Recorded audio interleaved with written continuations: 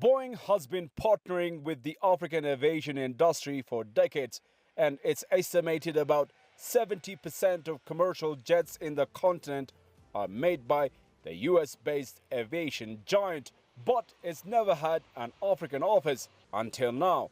The new African office will be based in Ethiopia's capital, Addis Ababa. Well, mainly it's about taking relationships from where they are. Maybe it could be establishing new ones or also strengthening the existing ones to a higher level. The new office and the managing director will be working with stakeholders, airlines, governments, particularly in the transportation sector. We will be working closely in making things that they are going smooth and well. Despite speculation that the new African headquarters could be located in either South Africa or Kenya, Boeing chose Ethiopia.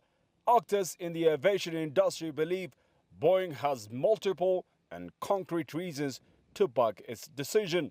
Addis is a home for the most profitable airline in Africa, Ethiopian Airlines. Not only the most profitable airline, it runs close to 150 new aircrafts.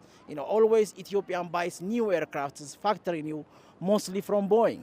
At the same time, they are working collaboratively with Ethiopian Airlines. You may have heard that Ethiopian manufacture a wire kit harness for Boeing. They are a supplier at this time.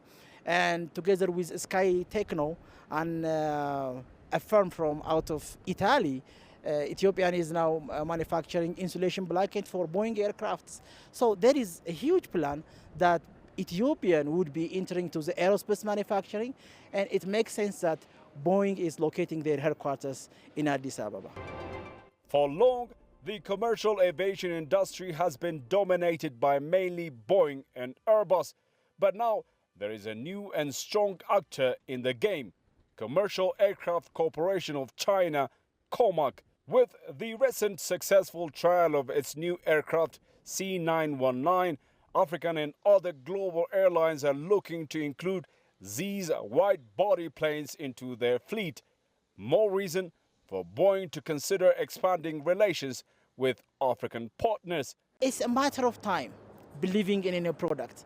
And now China is proving itself in a technology, in any aspect of technology, we can say.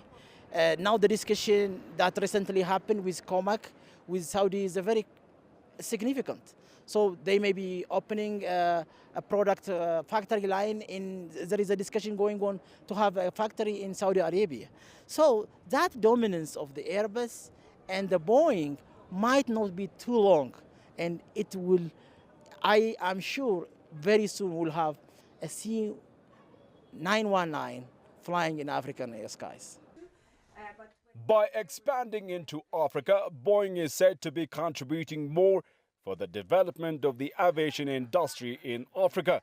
The move is also likely to motivate more manufacturers and global industry actors to follow its example. Boeing has set an example now that Africa needs its own office, if not separated from the headquarters, but at least an office that will be closely working with African states based in the African continent. So I'm hoping that not only Airbus or other airplane manufacturers, but also those stakeholders in the aviation and aerospace manufacturing will follow Boeing and will start thinking Africa as a particular and a special assignment on their end.